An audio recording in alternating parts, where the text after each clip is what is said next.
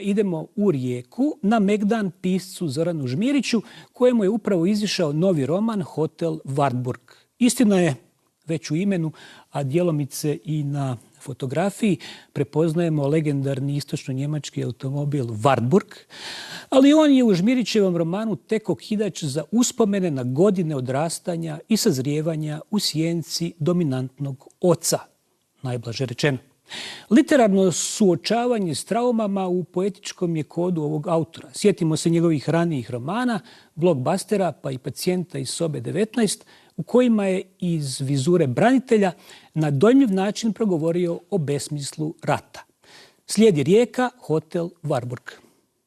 Sve sretne obitelji nalik su jedna drugoj, a one nesretne su na svoj način. Može li se ta čuvena rečenica staviti kao light motiv ovog romana? Može, apsolutno, da. To je rečenica, taj citat je zapravo toliko uvriježen, a još uvijek ga nismo potrošili. Sjajno se uklapa zapravo u gomilu priča zapravo, u svaku potrebu ljudsku da ispriča neku obiteljsku priču ili da poentira nešto vezano što dolazi iz to jezgra društva, iz obitelji, zapravo savršeno odgovara tom citatu. I moj roman se zapravo dobrim dijelom oslanja na tako nešto, iako to nije bila namjera zapravo. Ja nisam počeo pisati iz tog motiva, ali da, na koncu mislim da se savršeno uklapa u to. Radi se o obiteljskom romanu u kojem je ipak fokus na odnosu oca i sina. Strukturiran je roman kao niz pričica, niz sekvenci, tijekom kojih dječak odrasta, ide prema adolescenciji, a odnos se s ocem nekako sve više kvari. Točno, da, tako je to zamišljeno i izvedeno na koncu, a zapravo sam krenuo od ideje da glavni lik romana bude upravo automobil. I kako je to, a odabrao sam Wartburg zato što je čak i za ono opskurno vrijeme 80-ih godina i socijalizma, kada je zapravo nismo imali neki izbor što se tiče automobila, čak i u to vrijeme taj Wartburg je djelovao prilično bizarno kad bi ga se vidjelo i čulo na cesti. Mislim da je negdje rame uz rame bio s Trabantom, iako je Wartburg bio češće viđen.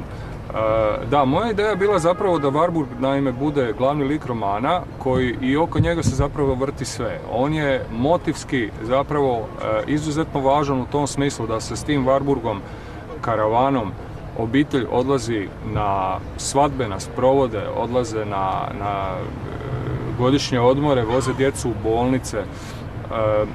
Tu se u tinejdžerskoj dobi kradu ključevi starome i onda se tu događaju prva ljubavna iskustva. Znači, taj Wartburg je zapravo izuzetno upečatljiv kao lik. I u tom smislu mi je bilo jako važno zapravo cijelu tu priču obiteljsku i taj sukob između oca i sina, zapravo bi ga više nazvao nerazumijevanje nego sukobom, odvija upravo preko leđa Wartburga karavana. A kako vrijeme protječe zapravo, jer period od 80-ih kada ja začinjem priču traje nekakvih 30 godina, kako vrijeme radi svoje, dakle taj automobil također postaje vremešan, kvari se s vremenom, otkazuju mu dijelovi, tako i odnosi zapravo u toj obitelji ne postoji ništa bolji. Kad kola jednom krenu nizbrdo, to je nezaustavljivo. To mi je bilo motivski jako zanimljivo. Otac nosi neki svoj primitivizam, ne razumije neke moderne trendove u društvu, a tu je i majka koja je neka vrsta, kako to na Balkanu biva, tampon zone. Točno, da. Majka je ta koja zapravo, kao i u većini obitelji koje sam ja pratio tijekom mog odrastanja, bila ta koja je držala obitelj na okupu, dok otac je zapravo u onom arhetipskom smislu mačo muškarac koji svaku komunikaciju zapravo doživljava kao napad. I tu dolazi do jednog ključnog trenutka. Zapravo ja ovdje pričam o generacijskom kodu. Dakle, moja obitelj, meni je to bilo bitno, moja obitelj mojih roditelja, generacije mojih roditelja su imali potpuno drugi koncept odgajanja djece nego što ih mi danas imamo i nego što će imati naša djeca. Taj koncept je takav da recimo primjerice stvari koje su se tada, 80-ih, uzimale zdravo za gotovo, danas su toliko skandalozne da bi završili na svim portalima kao goruće vijesti.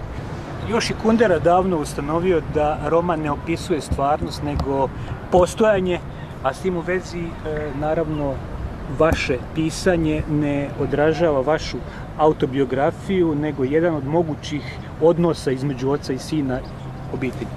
Evo, konačno da je to netko rekao i hvala vam na tome. Naime, već postoje zamorno slušati pitanja i na promocijama i ovakvim intervjuima koliko je tu istine. Meni osobno apsolutno nebitno. Ja kao čitatelj, kad čitam tekst, meni je bitno isključivo da li me to dira ili ne.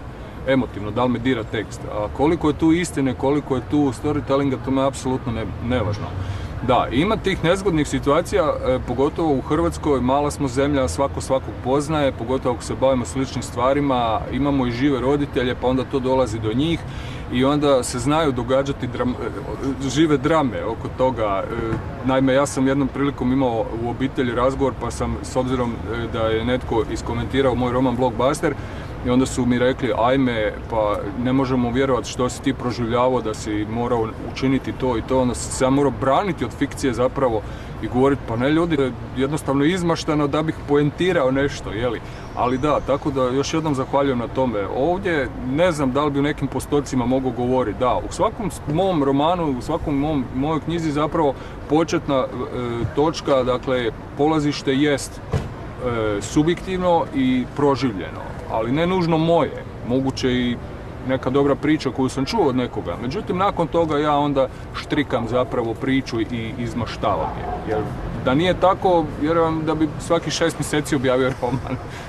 Specifičan ugođaj romanu daje sadašnje vrijeme, dakle prezent, kratke rečenice i onako karverovski manjak emotivnosti. I to je točno, s tim da moram kazati da je to bilo za mene strahovito teško pisati, zato jer to nije moj stil. Međutim, meni se stil nametnuo sam onog trenutka kada sam pronašao dječji glas, kroz koji zapravo roman kreće i dobrom polovinom zapravo priče ga i vozi. I u tom smislu sam morao zapravo ispoštovati te neke zakonitosti dječjeg jezika, okljaštriti sve. Znao sam nekakve pasuse od 10-ak rečenica na njima raditi po tjedan dana, doslovno, dok mi se to nikad prije s romanima nije događalo, zato sam jednostavno pisao na neki drugi način. Jel?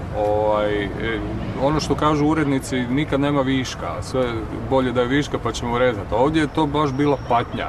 Tako da dobili smo reducirani roman s kratkim i jasnim rečenicama, ali dalje izuzetno slikovit.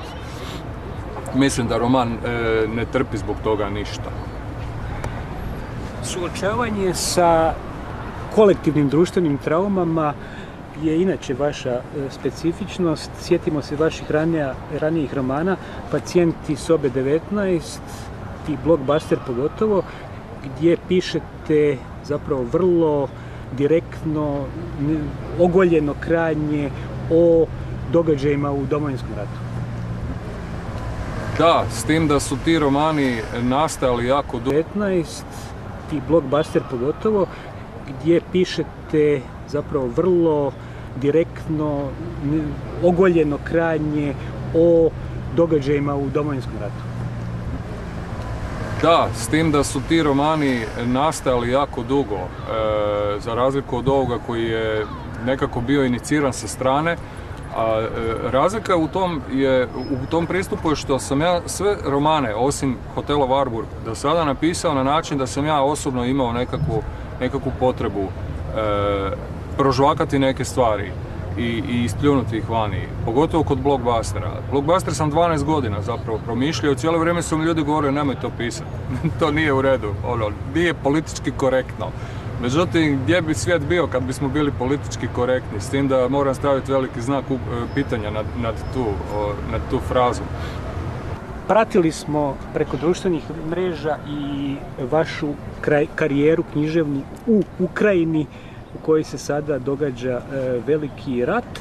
I zanimljivo, vaši, pogotovo ovi romani iz rata, su bili jako dobro primljeni među čitateljima u Ukrajini.